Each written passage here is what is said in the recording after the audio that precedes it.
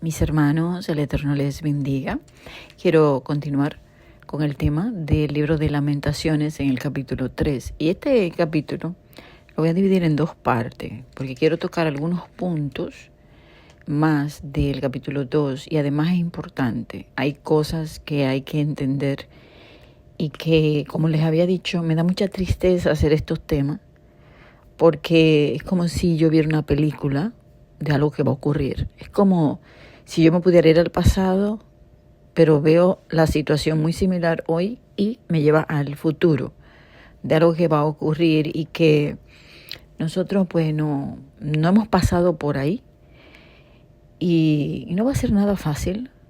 Entonces quizá alguien diga, bueno, no voy a pensar en esas cosas, pero el Eterno dice que nos preparemos para poder soportar los tiempos que se vienen y poder confiar y esperar en Él. Es importante entender quiénes somos, también sus maravillas, sus promesas, porque las promesas son las que te van a dar esa fortaleza en medio de cualquier situación para soportar, porque cuando tú conoces la Gesed, que ese tema yo lo había compartido, de que hoy se le puso el nombre de misericordia, pero realmente es la fidelidad al pacto con Israel. Cuando tú entiendes eso, pues tu emuná, tu fe, está afianzada ahí, está afirmada en que Él es fiel. Entonces, en esa fidelidad tú sabes que Él va a cumplir lo que Él prometió y que no hay nada que podamos hacer más que orar, clamar, o sea, humillarnos ante Él, que nos transforme, que nos ayude, pero tenemos que ser humildes, reconocer y saber que Él es fiel y recordarnos de que el que estuvo con los primeros estará con los postreros.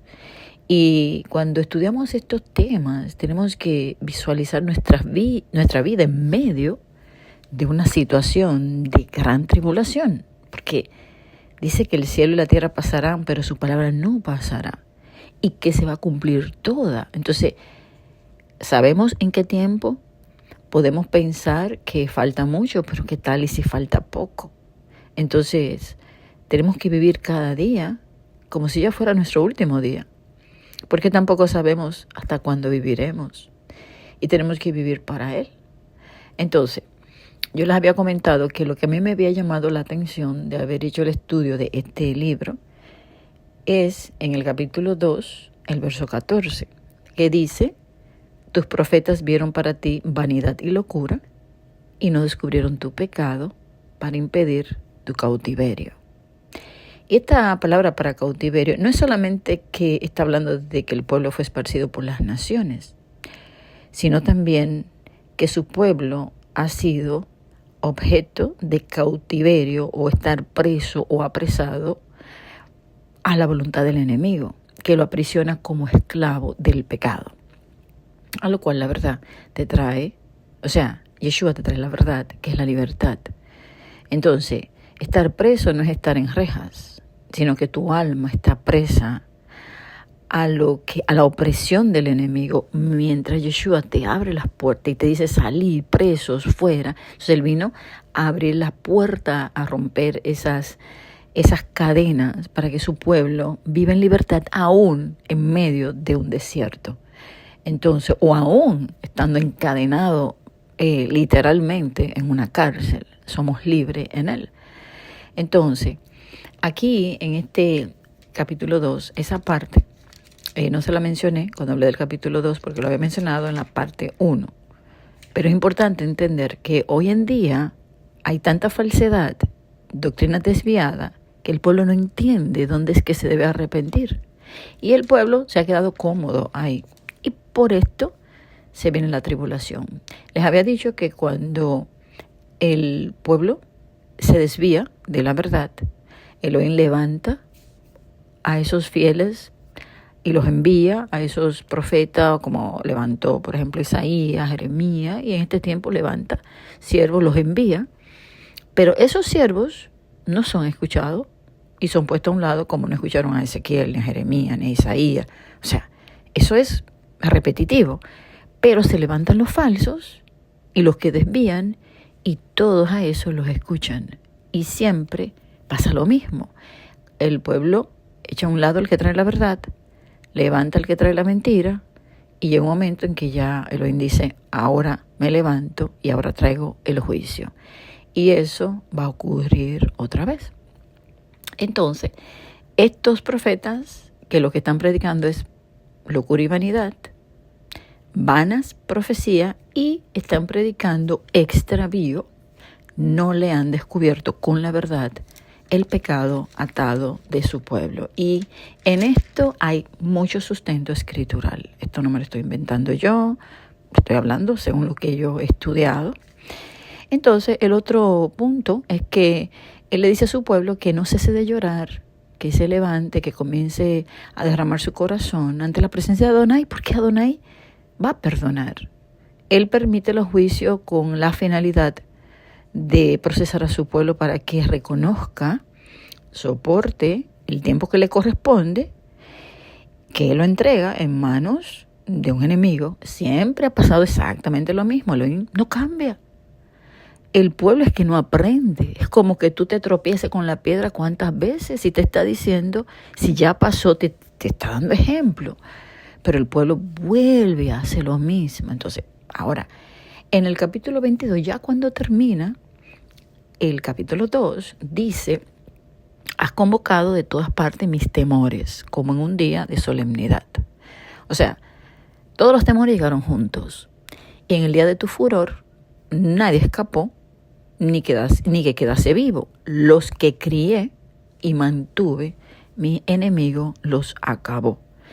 En Isaías, en el capítulo 1, yo les había hablado de que hay un llamamiento al cielo y a la tierra, porque Él va a juzgar.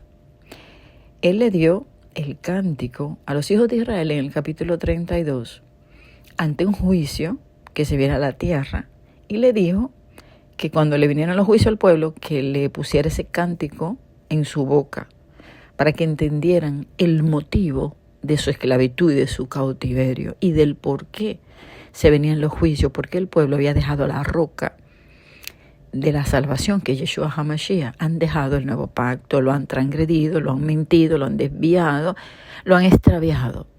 Entonces Él viene a corregir, a enderezar, para entrarlos en su reino. Entonces, en este Isaías 1, el verso 1 dice, crié hijos y los engrandecí, y ellos se rebelaron contra mí. En el cántico de Moisés, que es a los hijos de Israel, habla de lo mismo. Mi pueblo me ha dejado, son perversos. O sea, una persona perversa es alguien que ha extraviado el camino. Y dice que no tienen conocimiento, no tienen entendimiento, y que Él quisiera que supiera el fin que les espera, pero al final ese cántico termina con una restauración, cubriendo el pecado de su pueblo, de toda la tierra, trayendo venganza primero a su pueblo y luego sobre el enemigo, y un final feliz y la bendición de todas las tribus, quien como tú, pueblo salvo por Adonai Israel. Finalmente, hoy los que no entienden, entenderán, los ciegos verán y los sordos oirán y entenderán y caminarán por el camino de la verdad. Entonces, aquí, en este verso 2 de Isaías 1, dice que los crió y lo engrandeció como una madre, pero se rebelaron. Que un buey conoce al dueño y un asno el pesebre de su señor, pero que Israel no entiende. Mi pueblo no tiene conocimiento. Oh gente pecadora, pueblo cargado de maldad, generación de maligno, hijos depravados, dejaron Israel y provocaron a ira al Santo de Israel y se volvieron atrás. Si nos vamos, este es el capítulo 1 de Isaías. Al cántico de Deuteronomio 32 nos habla de lo mismo. Entonces, esto le había comentado anteriormente, incluso le llama Sodoma, pueblo de Gomorra. Y dice que en el tiempo del fin, así estaría su pueblo, y luego le dice que aprendan a hacer el bien y a hacer justicia. Y luego le dice que si sus pecados fueren como la grana, como la nieve serán emblanquecidos, y si fueren rojos como el carmesí, vendrán a ser como blanca lana. Está hablando de Yeshua, quien lava nuestros pecados. En Apocalipsis 7 dice que esta multitud lavó sus ropas en la sangre del Cordero. Entonces, todo esto, ¿verdad?, va unido al plan de redención ¿verdad? Que es a través de su Hijo Yeshua HaMashiach, nuestro Salvador. Entonces, aquí en Lamentaciones 2, verso 22, dice: lo que crié y mantuve, mi enemigo los acabó. Fíjense que los crió, Él los exaltó, Él les enseñó, pero su pueblo provocó en una generación cargado de maldad y se volvieron atrás, se desviaron y Él lo va a castigar. Pero cuando uno lee en la Escritura que dice los acabó, el enemigo lo destruyó, no está hablando de una destrucción literal, que muchas personas creen. No, porque luego, si te fijas, le dice que se arrepienta, llora, no cesen tus lágrimas. Claro, el que no se arrepiente queda totalmente destruido, pero aquel que en medio de la tribulación le busca y se vuelve a Él, en vez de volverse atrás, como dice aquí, se volvieron atrás. No, yo me convierto y me regreso a Él. Él es grande en perdonar y Él no rechaza un corazón contrito y humillado. Entonces, por eso en el capítulo 2 le dice que derrame su corazón, que implore por sus hijos. Entonces, ¿por qué? Porque el enemigo está asediando. Entonces, ahora vamos al capítulo 3. Esto tenía que decirle para que vayamos entendiendo, porque es muy importante entender este capítulo, porque es lo que debemos hacer. Y dice así: y cuando aquí en el verso 1 dice: yo soy el hombre que ha visto aflicción bajo el látigo de su enojo. Vamos a mirar esto como si fuera cada uno de nosotros en medio de una tribulación. ¿Cómo se sentía alguien o cómo se pudiera sentir alguien que está pasando un tiempo donde Elohim voltea su rostro? Porque Él lo dijo, que Él va a voltear su rostro hasta que su pueblo le busque y que va a tener que soportar el castigo. Y el tiempo de la tribulación son 42 meses.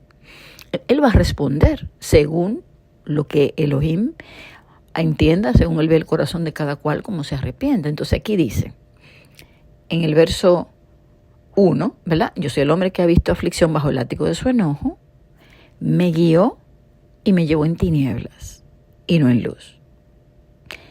Imagínense que de repente todo se apaga. Se va la luz, hay tiniebla, densa oscuridad. Está hablando de pecado, está hablando de días oscuros. Y dice, ciertamente, contra mí volvió y revolvió su mano todo el día. Cuando hay tribulación es como quebrantamiento sobre quebrantamiento. O sea, uno sobre otro. Porque algo que venga malo, una calamidad va a dar lugar a otra cosa. Es como quien yo le diga, ok, viene guerra, pero la guerra trae enfermedad, la enfermedad trae hambre, el hambre trae depresión, la depresión, o sea, una cosa va trayendo otra. Por eso es que nuestra esperanza, nuestra tikvá y confianza tiene que siempre que estar en Él. Él es nuestro sustento, nuestra ayuda, nuestro consolador. Y por eso es tan importante reforzar la emuná, la fe, ahora. Y como lo hacemos a través de buscarlo con ansia, con deseo, entregarnos, hacer su voluntad, hacer la palabra, escudriñarle constantemente. Ok, entonces dice, hizo envejecer mi carne y mi piel y quebrantó mis huesos. Edificó baluarte contra mí y me rodeó la amargura, de amargura y de trabajo. Me dejó en oscuridad como los ya muertos de mucho tiempo. Me cercó por todos lados y no puedo salir. Ha hecho más pesadas mis cadenas. Aun cuando clamé y di voces, cerró los oídos a mi oración. Y esto es importante entenderlo porque cuando se viene un juicio, las cosas no se van a hacer cuando tú quieras, sino cuando Él entienda que este corazón o ha pasado el tiempo que Él tiene destinado para cada cual. Dice que aquel que sabe hacer el bien y no lo hizo va a recibir más azote. Entonces, Él es que sabe porque Él es justo y va a dar a cada cual según su obra. O sea, Él va a castigar según Él entiende que cada persona merece. Entonces, quizá va a estar pasando alguien por una situación dura. Ay, estoy aquí llorando y estoy aquí tengo dos días aquí que ni he comido en ayuno y estoy llorando y llorando y Él no me responde. Porque no es cuando queramos, es cuando Él entiende que estamos listos para recibir el milagro, que estamos listos para recibir esa transformación. Entonces, hoy Él quiere con sus manos suaves, ¿verdad?, transformarnos, moldearnos. Pero si llega a la mano dura del enemigo, no es lo mismo. Entonces, es algo que el Padre constantemente a mí me ha hablado, y yo le he hablado a través de los mensajes, que Él quiere formarnos, que es mejor caer en manos de Elohim, como hizo David, cuando se le dijo que cogiera los 3 castigos. No, yo prefiero caer en manos de Elohim, que es piadoso, es bueno, que caer en manos del enemigo. Entonces, esto es algo que hay que entenderlo. Entonces, dice que queda en oscuridad, que está clamando, da voces, pero que Él cerró los oídos a la oración. Muchas veces Él cierra los oídos a la oración. Él responde, Él va a responder, pero no vamos a manipularlo, que cuando queramos, si no me responde, lo dejo. Bueno, ahí está la fe probada, no pasó la prueba. ¿Acaso no vemos cuántos en los salmos? Ya la garganta está pelada de tanto pedirte todo el día, toda la noche te estoy pidiendo. Y a veces no te dice ahí que a lo mejor esa persona duró 2 años, 3 años. O sea, y no te está diciendo cuánto tiempo duró clamando. Entonces, vamos a dejar que Él responda cuando Él quiera responder. Y dice que el verso 10 dice, fue para mí como oso que acecha, como león en escondrijos. Torció mis caminos y me despedazó, me dejó desolado. Ahora, estos versos, para que ustedes vean cómo esto conecta con el tiempo del fin, con las escrituras, vamos a ver Oseas capítulo 13. En el verso 5 dice, yo te conocí en el desierto, en tierra seca. Voy a leer desde el 6 hasta el 9, dice, en sus pastos se saciaron y repletos se ensoberbeció su corazón y por esta causa se olvidaron de mí. Entonces se volvieron atrás, dejaron la roca de su salvación, han dejado la fuente de agua de vida, se han autoengañado, ¿verdad? Han desviado el camino, han transgredido la ley. Y bueno, y muchas otras acusaciones en contra de su pueblo hoy que está por toda la escritura y que conectan al tiempo del fin y la razón por la cual se viene la gran tribulación y de donde va a salir esa gran multitud de toda raza, pueblo, lengua y nación, que es Efraín, que es el mismo que se habla en todo el libro de Oseas. El que no era pueblo, que será pueblo, la misma mujer a quien se le llama ramera, las tribus del norte, que están entre las naciones y que se volvieron gentiles. Es el mismo tema, es el mismo. Entonces aquí le dice, por tanto, como se olvidaron de mí, se olvidaron de la roca, menospreciaron, y le hace Deuteronomio 32, ahí lo dice. Dice, por tanto, yo seré para ellos como león, como un leopardo en el camino los acecharé. Como osa que ha perdido los hijos, los encontraré y desgarraré las fibras de su corazón y allí los devoraré como león, fiera del campo, los despedazará. Si nos vamos a Ezequiel 34, vamos a ver que sus ovejas andan errantes, que no tienen pastor y que son presas de la fiera del campo. Y que luego pues él la viene a buscar en día de nublado y de oscuridad. Fíjense que aquí dice, en el verso 10, Lamentaciones 3, fue para mí como oso que acecha, como león en escondrijo. Y fíjense que aquí nos está hablando como león, lo voy a desgarrar. El verso 9 dice, te perdiste, te fuiste, me dejaste, me menospreciaste, te desviaste, Israel. Más en mí está tu ayuda, yo soy el que te ayudo. Entonces, en el verso 12 de este capítulo 13 de Oseas, dice, atada está la maldad de Efraín, el pecado de Efraín, pueblo, raza, lengua, nación, es Efraín, está atado. O sea, son muchos, están ahí, él no los reconoce, por eso tiene que romperlo, romper su corazón, por eso le desgarra las fibras del corazón. Volvemos a lo mismo, esto no es literal, esto es un simbolismo de lo que va a ocurrir en este tiempo de tribulación. Entonces le dice, verso 13, dolores de mujer que da a luz le vendrán. Es obvio que no es que le van a dar dolores de parto, no está en parto, pero lo asemeja al dolor de parto para las mujeres que han parido, saben que ese dolor es inexplicable. O sea, es un dolor que es increíble. Entonces dice que es un dolor así. Y dice, es un hijo no sabio, no entiende, es simple, se deja desviar fácilmente. Dice, porque ya hace tiempo que no debiera detenerse al punto mismo de nacer. Ahora bien, ¿dónde está la redención que nos habla de Deuteronomio 32? ¿Dónde está toda la redención que habla aquí mismo en el libro de Lamentaciones? Lo vamos a ver. Donde él le dice lo que tiene que hacer, pues míralo aquí. De la mano del Seol los redimiré, los libraré de la muerte. Oh muerte, yo seré tu muerte y seré tu destrucción, oh Seol. Lo voy a librar. Y el mismo capítulo 14 de Osea le dice, Israel, vuelve, pecaste, caíste. Pero aquí estoy yo, el asirio, el antimesías no te va a librar. Sino que yo seré a Israel como un rocío y que ya Efraín dejará su idolatría, porque le llama ramera, la idolatría es espiritual. Y luego pregunta en el verso 9, ¿quién es sabio para que entienda esto? ¿Quién es prudente para que lo sepa? Porque los caminos de Adonai son rectitud y los justos andarán por ello, mas los rebeldes se tropiezan por desobediente en los caminos de Adonai y no llegan. Entonces él va a enderezar. ¿Quién entiende esto? Es una pregunta. Y ya saben que pocas personas entienden estos temas y lo interpretan de una manera diferente.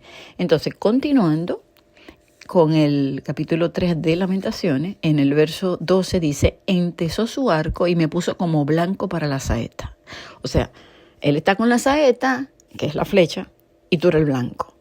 Y dice, fui escarnio, o sea, burla, se burlaron de mí, a todo mi pueblo. Dice, me llenó de amargura, me embriagó de ajenjo, me cubrió de ceniza, se alejó de mí el shalom, me olvidé del bien, me quedé sin fuerza, perdí mi esperanza.